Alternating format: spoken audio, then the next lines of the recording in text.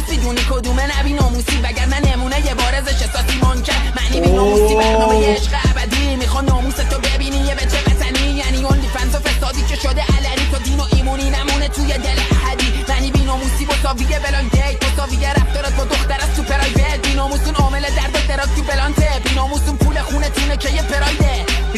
یا علی اوی همه رو داره میزنه. معنی بیناموس رو فهمیدید دوستان؟